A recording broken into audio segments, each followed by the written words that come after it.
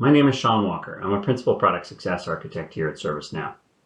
Today I'm going to be talking to you about the vendor purchase in the source request task. The source request vendor purchase allows asset managers to create purchase requests for the requested asset. Asset managers can create multiple vendor catalog items for the model, which allows the request fulfillers to easily identify the multiple vendor options that are available for that specific model. Creating a vendor request during the sourcing addresses HAM 3.1 from the Hardware Asset Management Process Guide. Purchase orders can be created directly in ServiceNow when the procurement plugin has been installed.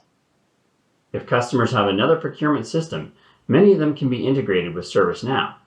However, customers often do not opt to integrate with their existing procurement tools due to the complexity. If they do choose this type of configuration, then they can still use the procurement plugin feature in ServiceNow and Swivel Chair to create purchase requests in their other procurement tool. Customers should still consider using the procurement application within ServiceNow so they can leverage features such as receiving a PO on the mobile app and advanced shipment notifications. When receiving a PO on the mobile app or the UI, assets get created as they are received. I'm now going to jump into an instance and show you through the source request vendor purchase. Okay, so now I'm logged into a Vancouver instance of ServiceNow with Hardware Asset Management installed, and I'm logged in as the Hardware Asset Manager. So the Asset Manager is now going to go ahead and fulfill requests from a purchase order. So we're going to go to Asset Operations, Procurement, Requests, and we're going to take a look at this request number 26 for Jane because it's already approved. So we can see what the requested item is. It's a ThinkPad E14.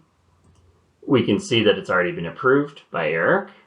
So we can go ahead and go to the catalog tasks, and now we can source this particular request.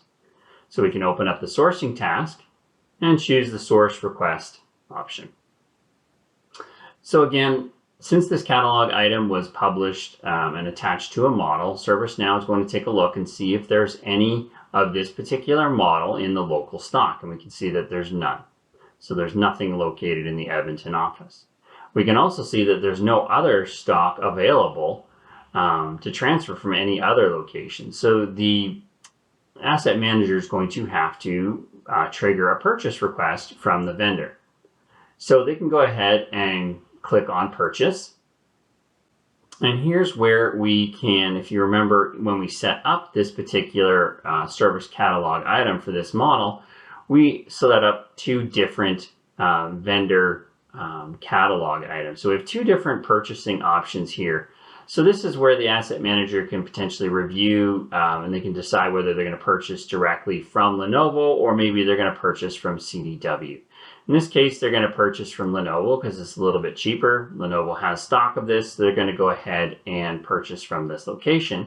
And they're going to pick the destination stockroom that they want this particular asset to be shipped to. So they're going to pick the Edmonton stockroom because this user is located in the Edmonton office. Once they're done that, they're going to go ahead and click on the Submit button. And what's going to happen now is there's going to be a purchase order line created automatically. So we can come back into the request, take a look at the purchase orders, and we can see that a new purchase order 10,007 was created for the vendor Lenovo, and the status is requested.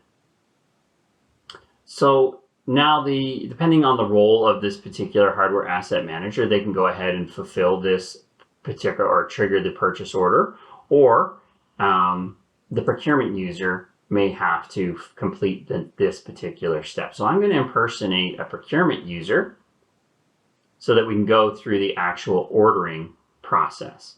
So depending on how the organization is set up, if they're strictly using procurement within ServiceNow, that's fine. They can go ahead and generate a purchase order in ServiceNow. If they are using a different procurement tool, it's still a good idea to go ahead and order within ServiceNow and use ServiceNow for some of the procurement pieces and just swivel chair over to the other procurement system and enter the purchase request in that purchase system. But the good thing about using ServiceNow is that when it comes time to receive the PO, you can then receive it directly within ServiceNow, either on the mobile app or in the UI, and you can actually have the assets automatically created for you as part of the receiving process. So the procurement user is going to go in and they're going to take a look at the requests. We'll take a look at the purchase orders, and we can see this new purchase order 10,007 is in the requested state. So they're going to take a look at this particular one. They are going to go ahead and say, okay, everything's good on this. Yeah, we need to go ahead and create a purchase order. So they're going to go ahead and order the particular asset. So however your procurement team does it, whether it's again going through another procurement tool and the purchase request is sent off to Lenovo, to the vendor, and then the vendor will respond once they've gone ahead and shipped that asset or received the PO or whatever your normal procurement steps are. So that's going to end for this video, and we are going to do another video that takes us through the receiving process and the different ways we can receive the different types of purchase orders, whether it's on the mobile or whether it is through the UI, or perhaps if we're doing a large quantity of assets and we're going to want to use an advanced shipment notification. So stay tuned for those upcoming videos. Thank you.